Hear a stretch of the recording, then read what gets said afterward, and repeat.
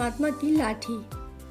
एक साधु वर्षा के जल में प्रेम और मस्ती से भरा चला जा रहा था कि इस साधु ने एक मिठाई की दुकान को देखा जहां एक कढ़ाई में गर्म दूध उबाला जा रहा था तो मौसम के हिसाब से दूसरी कढ़ाई में गर्मा गर्म जलेबियां तैयार हो रही थीं। साधु कुछ क्षणों के लिए वहां रुक गया।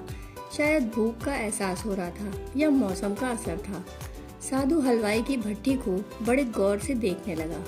साधु कुछ खाना चाहता था लेकिन साधु की जेब ही नहीं थी तो पैसे भला कहाँ से होते। साधु कुछ पल भट्टी से हाथ सेकने के बाद चला ही जाना चाहता था कि नेक दिल हलवाई से रहा न गया और एक प्याला गरम दूध और कुछ जलेबियां साधु को दे दी। मलंग ने गरम जलेबियां गरम दूध के साथ खाईं और फिर हाथों को ऊपर की ओर उठाकर हलवाई के लिए प्रार्थना की और फिर आगे चल दिया। साधु बाबा का पेट भर चुका था। दुनिया के दुखों से बेपरवाह वे फिर एक नए जोश से बारिश के गंदे पानी के छींटे उड़ाता चला जा रहा था। वह इस बात से बेखबर था कि एक युवा नवविवाहित जोड़ा भी वर्षा के जल से बचता बचाता उसके पीछे चला आ रहा है। एक बार इस मस्त साधु ने बारिश के गंदे पानी में जोर से लात मारी। बारिश का पानी उड़ता हुआ सीधा पीछे आने वाली युवती के कपड़ों को भिगो गया। उस औरत के कीमती कपड़े कीचड़ से लथपथ हो गए। उसके युवा पति से यह बात बर्दाश्त नहीं हुई, इसलिए वह आस्तीन चढ़ाकर आगे बढ़ा और साधु को कपड़ों से पकड़कर कहने लगा, अंधा है, तुझको नजर नहीं आता? तेरी हरकत की वजह से मेरी पत्नी के कपड़े गीले हो गए हैं और कीचड़ से भर गए हैं। साधु हक्का बक्का सा खड़ा था, जबकि इस युवा को साधु का चुप रहना नाखुशगवार गुजर रहा था। महिला ने आगे बढ़कर युवा के हाथों से साधु को छुड़ाना भी चाहा, लेकिन युवा की आंखों से निकलती नफरत की चिंगारी देख वह भी फिर पीछे खिसकने पर मजबूर हो गई। राह चलते राहगीर भी उदासीनता से यह सब दृश्य देख रहे थे, लेकिन युवा के गुस्से को देखकर किसी में इतनी हिम्मत नहीं हुई कि उसे रोक पाते और आखिर जवानी के नशे में चूर इस युवक ने एक जोरदार थप्पड़ साधु के चेहरे पर जड़ दिया।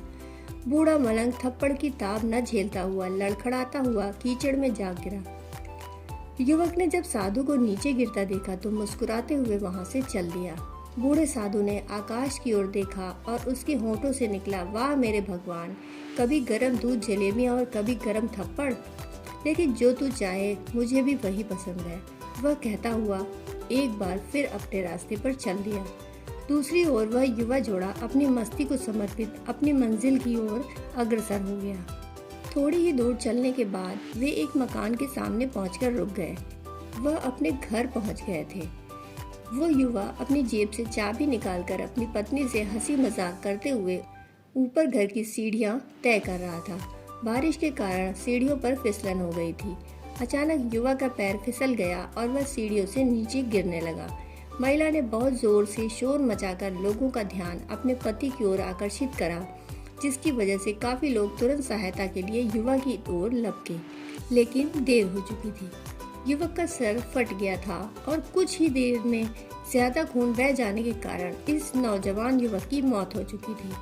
कुछ लोगों ने दूर से आते साधु बाबा को देखा तो आपस में कानाफूसी होने लगी कि निश्चित रूप से इस साधु बाबा ने थप्पड़ खाकर युवक को श्राप दिया है, अन्यथा ऐसे नौजवान युवक का केवल सीढ़ियों से गिरकर मर जाना बड़े अचंभे की बात लगती है। कुछ मनचले युवकों ने यह बात सुनकर साधु बाबा को घेर लिया। एक युवा कहने लगा कि आप कैसे भगवान के भक्त हैं जो केवल एक थप्पड़ के कारण युवा को श्राप दे बैठे। भगवान के भक्त में रोष व गुस्सा हरगिज नहीं होता। आप तो जरा सी असुविधा पर भी धैर्य न कर सके। साधु बाबा कहने लगे, भगवान की कसम, मैंने इस युवा को श्राप नहीं दिया। अगर आपने श्राप नहीं दिया तो ऐसा नौजवान युवा सीढ़ियों से गिरकर कैसे मर गया? तब साधु बाबा ने दर्शकों से एक अनोखा सवाल किया कि आप में से कोई इस सब घटना का चश्मदीद गवाह मौजूद है? एक युवक ने आगे बढ़कर कहा, हाँ, मैं इस सब घटना का चश्मदीद गवाह हूँ। साधु ने अगला सवाल किया, मेरे कदमों से जो कीचड़ उछला था, क्या उसने युवा के कपड़े को दागी किया था? युवा बोला, नहीं, लेकिन महिला के कपड़े जरूर खराब हुए थे। साधु ने युवक की बाहों को थामते हुए पूछा, फिर युवक ने मुझे क्यों मारा? युवा कहने लगा क्योंकि वह युवा इस महिला का प्रेमी था और यह बर्दाश्त नहीं कर सका कि कोई उसके प्रेमी के कपड़ों को गंदा करे, इसलिए उस युवक ने आपको मारा।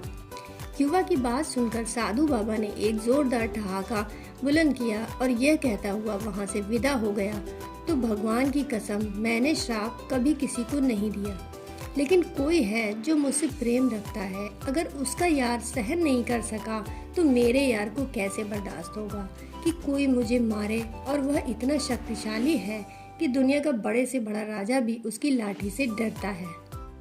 उस परमात्मा की लाठी दिखती नहीं और आवाज भी नहीं करती, लेकिन पड़ती है तो बहुत दर्द देती है। हमारे कर्म ही हमें उसकी लाठी से बचाते हैं। कभी किसी को परेशान न करो, कभी किसी का दिल न दुखाओ, हिसाब हर चीज का देना पड़ता है। दोस्तों, कहानी सुनने के लिए आपका बहुत बहुत आभार।